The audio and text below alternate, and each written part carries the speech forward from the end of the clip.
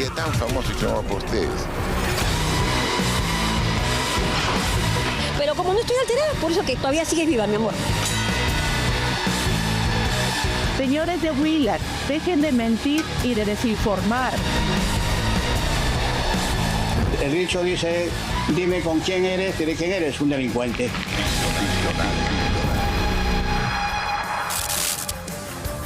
Bueno, no prosperó el gabinete de Hernando de Soto y acaba de juramentar quien fuera ministra de Economía, Denise Miralles, como PCM del nuevo gobierno de José María Balcázar.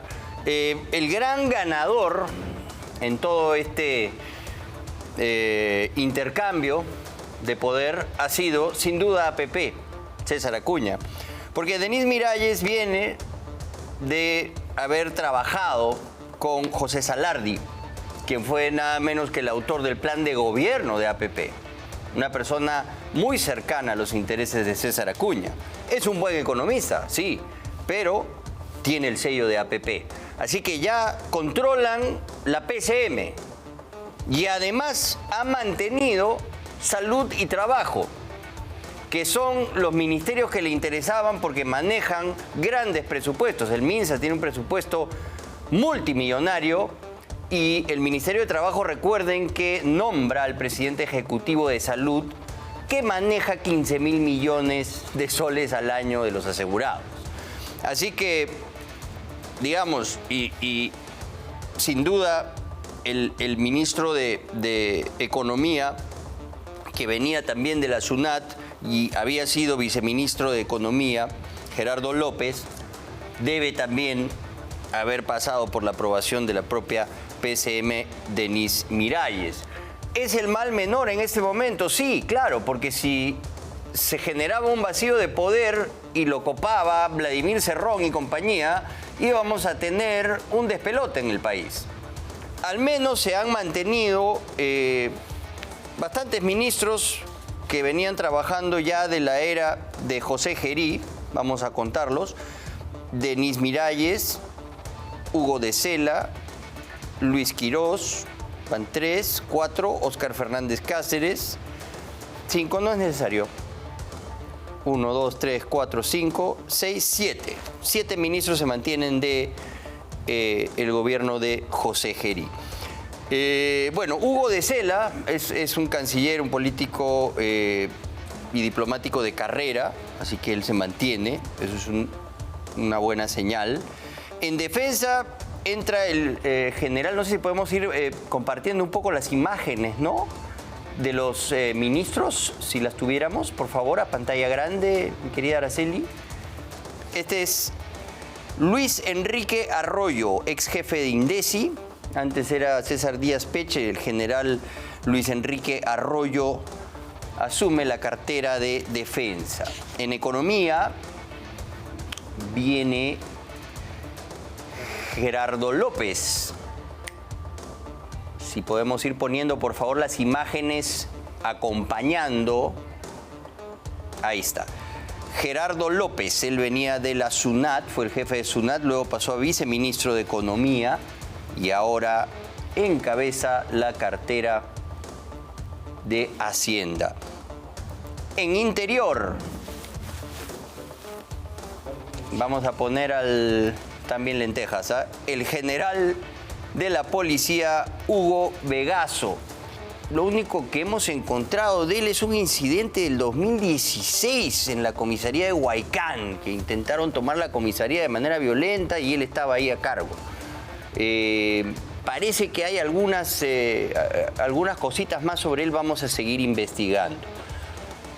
Luego el ministro de Justicia es Luis Enrique Jiménez.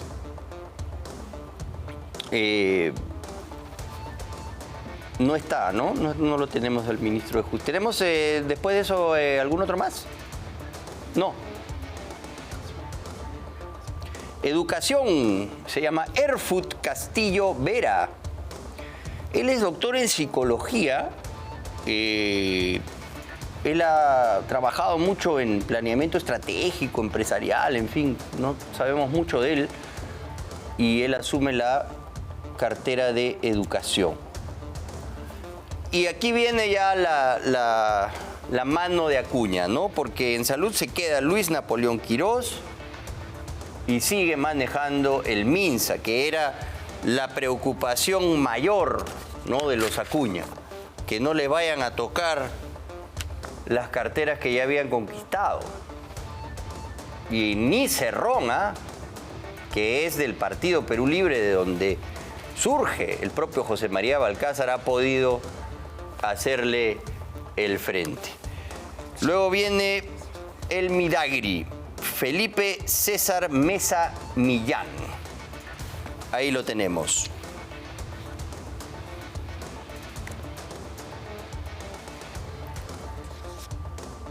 Ministro de Trabajo también se mantiene, es Óscar Fernández.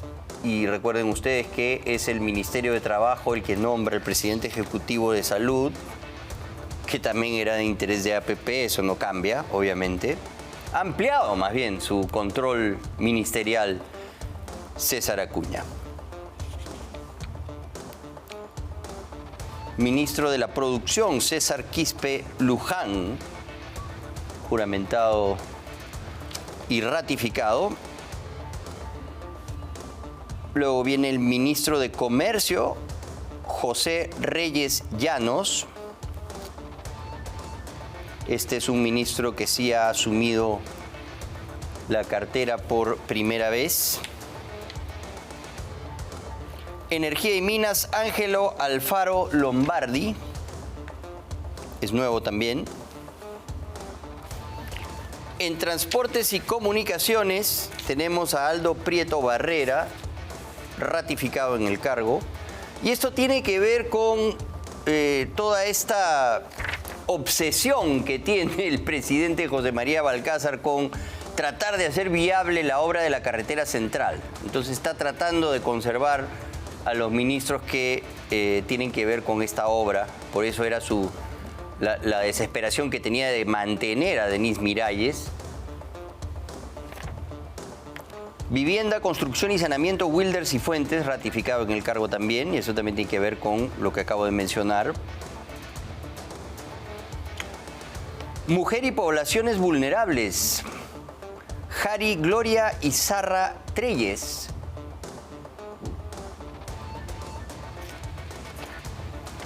En Ambiente, Nelly Paredes del Castillo, ella fue ministra del gobierno de Pedro Castillo, pero del Midagri, ahora está en Ambiente. En Cultura, Fátima Soraya Altabás Cajat. Y Desarrollo e Inclusión Social, Lili Norca Vázquez Dávila. Ese es el nuevo gabinete que ha juramentado. No logró consolidarse la alianza con Hernando de Soto.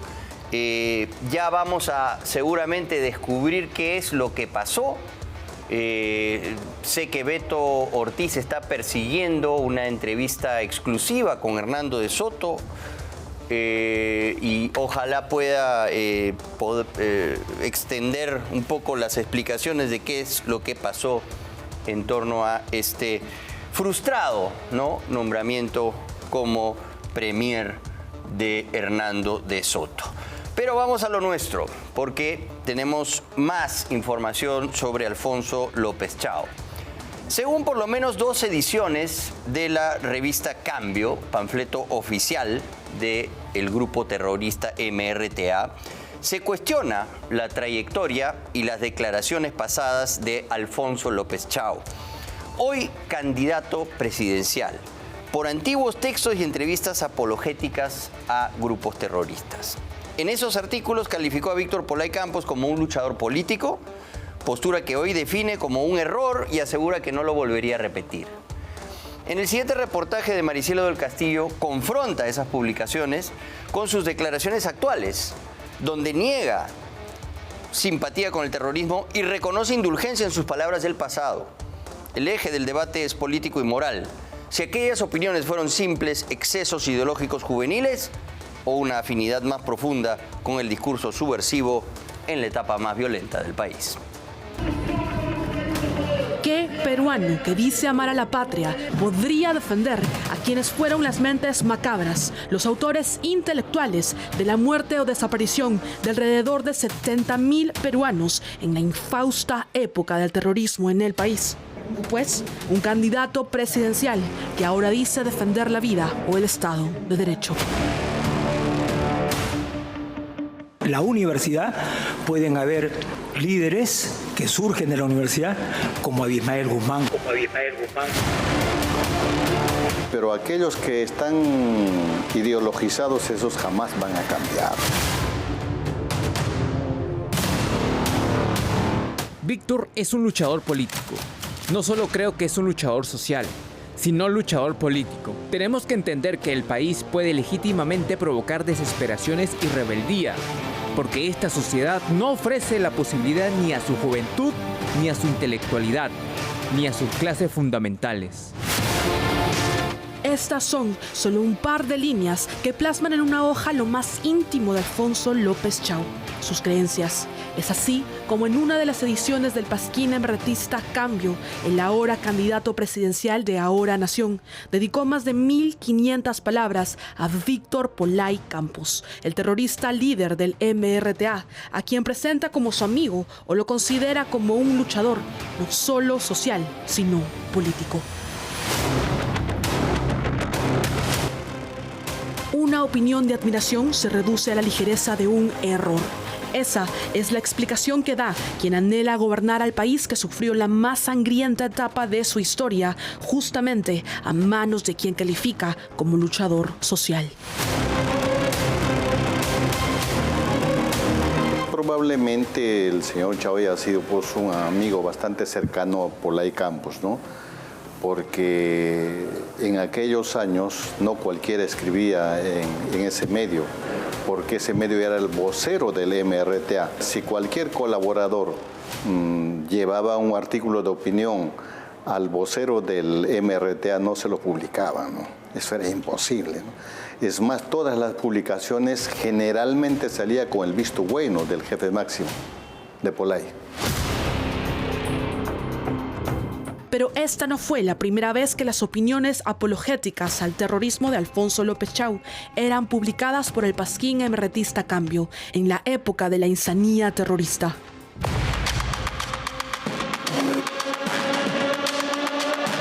Un mes antes de su artículo apologista al MRTA, en enero de 1989, dio una entrevista en la misma revista donde dice que sí a la emulación socialista, en poner en práctica el ABC del marxismo y además no descarta que su grupo de izquierda radical, Convergencia Socialista, opte por el camino de lo que él llama la lucha armada. Para el momento, de hecho, sobre todo con las leyes actuales, eso de hecho es una apología. Su afinidad con los grupos subversivos parece que sigue vigente en la vida política de Alfonso López Chau. Y es que tan solo hace un par de años atrás, el testimonio de una profesora de la Pre-Uni, donde Alfonso López Chau era el rector, puso en evidencia su clara defensa por sus antiguos camaradas terroristas. Trabajé 19 años en CPREUNI. Pero el 2023, al finalizar el ciclo regular, me parece, un alumno me preguntó acerca de mi opinión sobre Abimael Guzmán. Yo me ceñí a la verdad histórica. Primero, que Abimael Guzmán fue terrorista.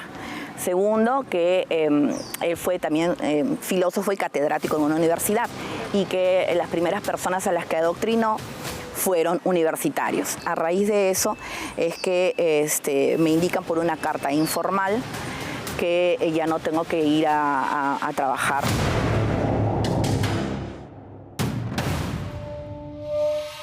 ¿Usted entonces fue castigada por decir la verdad? Sí, yo la verdad que nunca pensé que se llegaría a eso, a pesar de que ya había venido siendo yo hostigada por mis opiniones. ¿En qué sentido usted fue hostigada por sus opiniones? En la uni, entiendo. Claro, en CPREUNI, porque, por ejemplo, los profesores ahí elaboramos los materiales, ¿no? Entonces, yo enseñaba razonamiento verbal, entonces planteamos ejercicios de cooperación de lectura, plan de redacción, etc. Entonces, yo presentaba un ejercicio, digamos, que hablaba sobre el terrorismo, sobre la cantidad de muertes que hubo a causa de Sendero Luminoso, todo eso, y me vetaban el ejercicio o me lo querían cambiar. Yo le haría un llamado al señor López Chau para que por favor asista si usted quiere. Yo le puedo dar clases gratis de razonamiento verbal. Para que usted entienda cuál es el tono, la intención, la afirmación principal, el sentido irónico, el sentido directo. Y si es que nosotros analizamos que es una constante, a través de los rastros verbales, que es una constante el apoyo que él brinda y que más bien sus desmentidos, o sea, lingüísticamente no son coherentes con su discurso. Alfonso López Chau es el candidato presidencial que intenta borrar lo que ha plasmado en páginas de una revista emeretista que para su mala suerte está en las hemerotecas y no podrán borrarse. La pregunta es si la conciencia ciudadana ha podido obviar o peor aún, olvidar a los terroristas que Alfonso López Chau defendió y catalogó como líderes y luchadores políticos.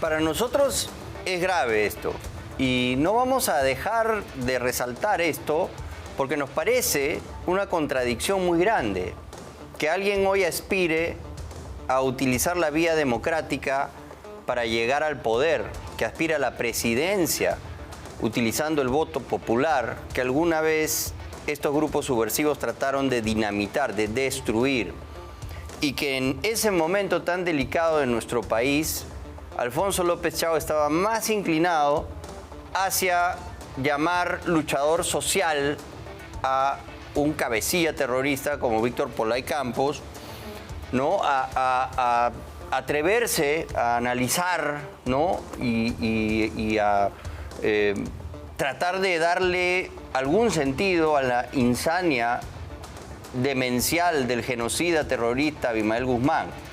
No, para nosotros es muy grave y no es terruquear, no es tratar de ser injustos con una persona que está candidateando a la presidencia solo porque viene del socialismo o porque no estamos de acuerdo con sus ideas. Eso de ninguna manera. Nosotros estamos abiertos al debate y celebramos la diversidad. Y estamos siempre abiertos a poder discutir y debatir sobre las fórmulas para tratar de mejorar las cosas en nuestro país, para que haya una mejor distribución de la riqueza, para que se atiendan las necesidades urgentes de la población más necesitada. Por supuesto, eso está todo bien. Pero ya cruzar la línea y decir, bueno, de repente no es el momento para la lucha armada. O sea, ¿había un momento para alzarse en armas? Como lo hizo Polay Campos, como lo hizo Abimael Guzmán. López Chau consideraba que había un momento, pero que ese no era el momento. O sea, él consideraba que podía haber un levantamiento en armas, él consideraba que la subversión era un camino viable, posible, que nos matemos entre peruanos, el derramamiento de sangre era para él una opción. Eso es lo que cuestionamos aquí. Y si él ha estado escribiendo en la revista del MRTA, pues entonces para nosotros eso sí es un tema importante que debemos poner sobre la mesa. Esa revista era la revista que defendía a el MRTA, a Víctor Polay Campos.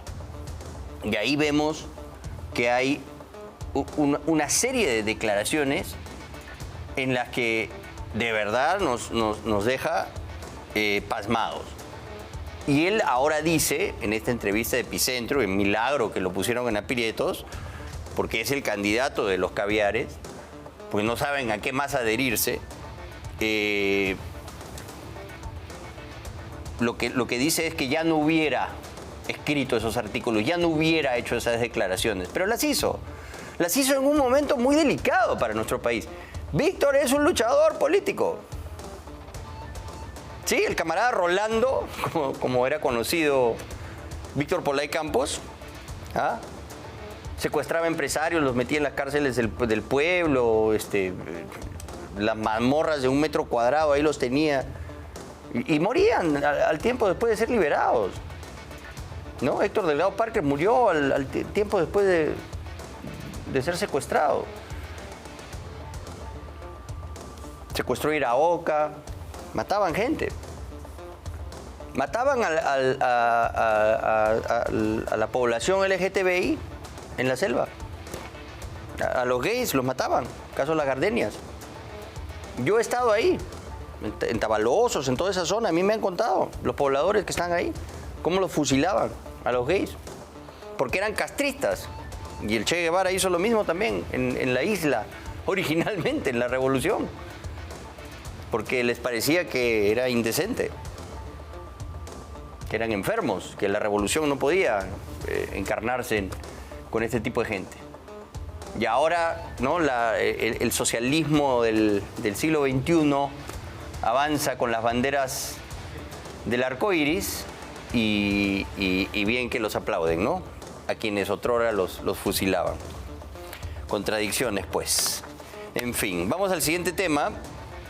Hemos venido analizando a varios partidos, ahora hemos estudiado un poco la propuesta de Fuerza Popular y hemos encontrado que al menos 13 postulantes registran sentencias por delitos que van desde lesiones y difamación hasta estafa, peculado y conducción en estado de ebriedad. Mientras Keiko Fujimori recorre el país en busca de respaldo, las listas también hablan. Se debe también al recuerdo y al cariño que tienen por Alberto Fujimori. En medio de la campaña electoral y las giras que hace Keiko Fujimori, no solo afloran sus propuestas, también sus listas de candidatos. Pero como dice el refrán, caras vemos, pasado judicial no sabemos.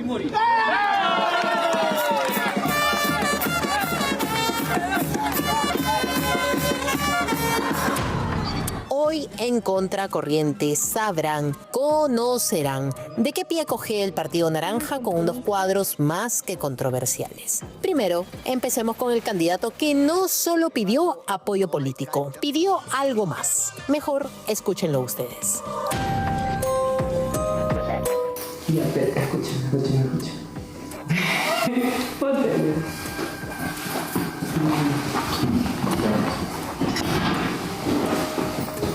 ¿Cómo vamos a hacer? Yo no tengo ni un solo hoy. Me ayudas con algo de plata.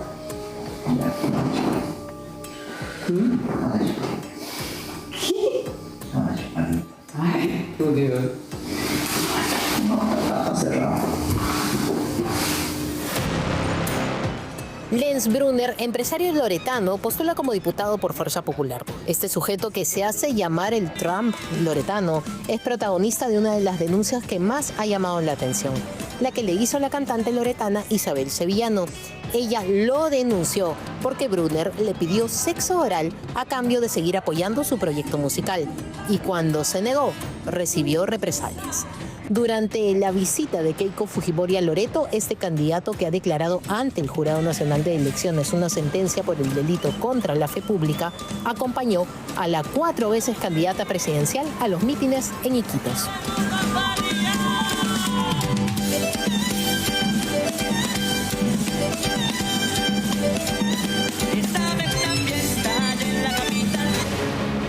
No es el único. Fuerza Popular tiene por lo menos 13 candidatos con sentencia. Javier Alejandro Castro Cruz postula una curul en la Cámara de Diputados por la región Lambayeque.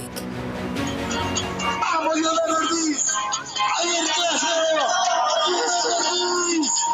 ¡Leonardo Ortiz con Javier Castro! Su registro de sentencias definitivamente hace que cualquiera alce la ceja. Lesiones, calumnia, difamación, de nuevo lesiones, de nuevo difamación y juicios de alimentos. Y, precisamente, él está vinculado a Radio Caliente, la radio que recibió fondos públicos para la franja electoral y que sale bien abrazado de la señora Fujimori. Waldo Valencia Berlanga tiene una sentencia por lesiones y postula a senador por la región Tacna. María Rosa Vera Pariona registró una sentencia por lesiones y daños materiales. Esta nota se trata de los candidatos que han registrado sentencias ante el portal del Jurado Nacional de Elecciones y que postulan por Fuerza Popular. Hay una candidata que ha llamado nuestra atención, pues actualmente trabaja en el área de participación ciudadana del Congreso de la República. Postula como diputada a Fuerza Popular y ha registrado una sentencia por conducción en estado de ebriedad. Vamos a buscarla. Pero hay información que nos trae una vez más al Congreso de la República. En la Oficina de Participación Ciudadana está Amelia Elena García Noriega, quien postula como diputada y trabaja actualmente en el Parlamento. Ella registra una sentencia suspendida por conducción en estado de ebriedad. Buenas, Amelia García Noriega. Hola, ¿qué tal? Amelia García. ¿No está? Amelia García Noriega, del área participativa, qué gusto. ¿No está? Participación Ciudadana. Que simplemente tengan en cuenta los antecedentes de cada uno de los candidatos. Obviamente, si el candidato miente o omite información, la autoridad electoral puede excluirlo, sobre todo cuando se trata de antecedentes penales, sentencias condenatorias, firmes en materia penal o también reserva de fallos en materia penal. Entonces, acá lo que sí debemos considerar es si vamos a darles o no nuestro voto a ellos. Hay que ser conscientes de lo que hacemos, pero también, sobre todo, aquellos candidatos que demuestran que quieren ocultar esta información, por más que incluso la libre con la autoridad jurisdiccional electoral, es decir, con el jurado electoral especial o jurado nacional de elecciones, también debemos tomar en cuenta esto como parte de un pasado. Y bueno, trataremos de que nos alcancen los nombres en este reportaje. Liliana Angélica Pinedo Achaca postula al Senado Nacional y tiene una sentencia por usurpación agravada. El candidato a diputado César Augusto Cuestas Meneses tiene una sentencia por difamación. Uriel Carrión Herrera, diputado por Apurímac, fue sentenciado por estafa genérica. Lo que hay que tomar en cuenta es de que la norma electoral en ese orden permite solamente que una persona sentenciada en primera instancia sí esté impedida de postular, o aquella persona que tiene una inhabilitación por sentencia judicial. Eso también es importante tomar en cuenta. Es un supuesto que prevé la norma. Ahora, para que eso jurado día, lo que basta es declarar una sentencia condenatoria que haya quedado firme o también una reserva de fallo, justamente en materia penal. En política hablan los discursos, pero también hablan los antecedentes, las ejecutorias en la vida profesional y personal. Uno pensaría que harían un filtro, pues, sumamente riguroso para evitar este tipo de reportajes que puedan, ¿no?, cuestionar las listas de partidos como Fuerza Popular. Pero ahí están. 13 personas con este tipo de sentencias no ayudan, ¿no? Porque ya tienen una mochila bastante pesada los del Partido Naranja ya de por sí. En fin, ahí los tienen. Vamos ahora a todo lo que ha sido las horas previas, ¿no?, a la juramentación, estas idas y venidas entre la supuesta juramentación de Hernando de Soto y lo que finalmente fue ya la juramentación del gabinete de Denise Miralles. Han estado moviéndose muchos operadores entre los partidos, entre el Congreso y el Poder Ejecutivo. Hemos escuchado nombres como Rivi Ñangali, Wilder Herrera, que aparecen en el centro de estas gestiones, señalados por presuntos ofrecimientos de proyectos, enlaces políticos, ¿no?, a cambio de los votos, y luego han ido a reclamar, obviamente, sus cuotas a Palacio. Ahí, obviamente, hay vínculos con Perú Libre y el más ganador, obviamente, César Acuña y APP. Los recientes nombramientos refuerzan la sospecha de una red de influencia activa. La repartija no es un rumor, es una realidad, es un mecanismo en marcha. Los detalles en el siguiente reportaje de Juan Carlos Chamorro. En medio del enroque del nuevo gabinete han salido a la luz varios operadores. Estos habrían estado bregando para que se respete el acuerdo que convirtió a José María Balcázar en presidente interino, la repartija de ministerios entre los bloques parlamentarios que votaron por él.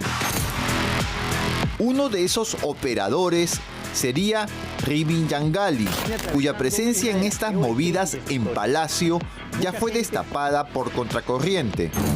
Nos hemos indignado. Yangali estaría defendiendo intereses vinculados al mejor postor dentro de ese conglomerado de partidos como APP, Podemos y la facción conocida como los Niños de Acción Popular. Esa coalición en las últimas horas ha pugnado por mantener los ministerios que controlan desde la época de José Gerí o incluso sumar nuevos espacios.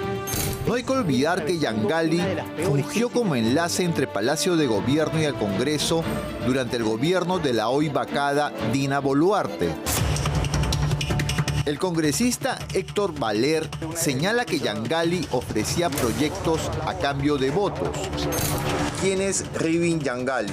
Hasta donde sabemos, Rivin Yangali trabajó con la expresidenta de la República, Dina Boluarte, desde cuando era ministra de Inclusión y Desarrollo Social, y luego pasó con ella a la presidencia de la República, un enlace entre Palacio de Gobierno y los congresistas. Incluso, según Valer, Yangali jugaba en pared con otro operador del entorno de Boluarte, Zósimo Huarcaya, denunciado por un escándalo de cabildeo en el Congreso en enero del año pasado, cuando se votaba la continuidad de los miembros de la Junta Nacional de Justicia. En el Ministerio de Educación, como coordinador parlamentario, y nosotros, un grupo de congresistas liderado, si se quiere, por mí, tratamos de sacarlo del Poder Ejecutivo porque este es un lobista de la presidencia del Consejo Político del Palacio de Gobierno con algunos congresistas que lleva siempre ofreciendo proyectos a cambio de votos. Rivin Yangali, además, es militante del partido Buen Gobierno, liderado por Jorge Nieto. El exministro boluartista y también vinculado a ese partido, Morgan Quero, evitó responder sobre el rol de Yangali. No tengo ningún contacto ya con esa persona. Estoy fuera de Lima viendo unos temas académicos. Un cordial saludo. Pero este no sería el único operador en esta repartija. El otro intermediario de estas maniobras sería Guider Herrera, ex abogado de Vladimir Cerrón, quien incluso fue voceado para ocupar el cargo de secretario general de Palacio. Fuimos a buscar a Herrera a su oficina en el Congreso, donde trabaja con el hermano del prófugo Vladimir Cerrón.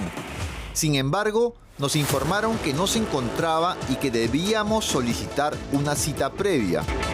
Detrás de mí se encuentra la oficina del segundo vicepresidente del Congreso, Waldemar Cerrón, hermano de Vladimir Cerrón. Allí trabaja Guider Herrera, quien sería el operador político de Perú Libre en Palacio. Está una entrevista con el señor Herrera.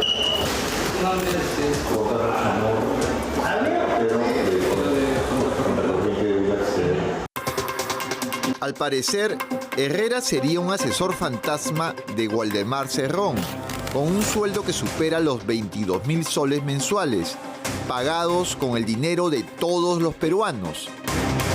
En medio de estas movidas de repartija, Contracorriente reveló ayer las visitas a Palacio del congresista y vocero de APP, Jorge Martí Corena, y de la congresista de Perú Libre, Kelly Portalatino. Y esta mañana algunos ministros visitaron a Balcázar en medio de las especulaciones sobre una posible renuncia de Hernando de Soto.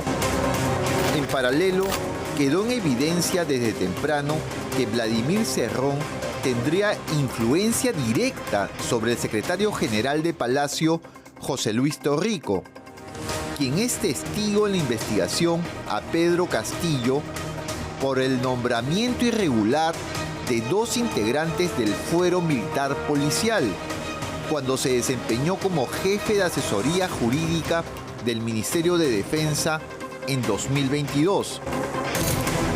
La investigación fiscal contra Castillo, en la que está Torrico, es por el presunto delito de aprovechamiento indebido del cargo, carpeta fiscal en la que también están comprendidos los exministros del Interior y de Defensa, Dimitri Semache y José Luis Gavidia.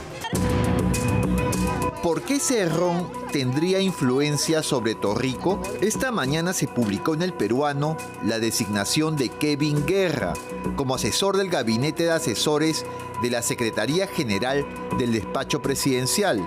Hasta antes de ese nombramiento, Guerra era asesor principal del congresista de Perú Libre, Américo Gonza, hombre clave de Cerrón en el Congreso. Con Guerra ahora en Palacio, Cerrón podría tener acceso a información sensible, incluso aquella que podría alertar sobre operativos de captura o datos reservados de la Dirección Nacional de Inteligencia, además de influir en nombramientos clave dentro de Palacio y los ministerios. Al cierre de esta edición, se conoció que el flamante secretario general de Palacio habría presentado su renuncia, aunque José Luis Torrico no respondió a nuestras llamadas.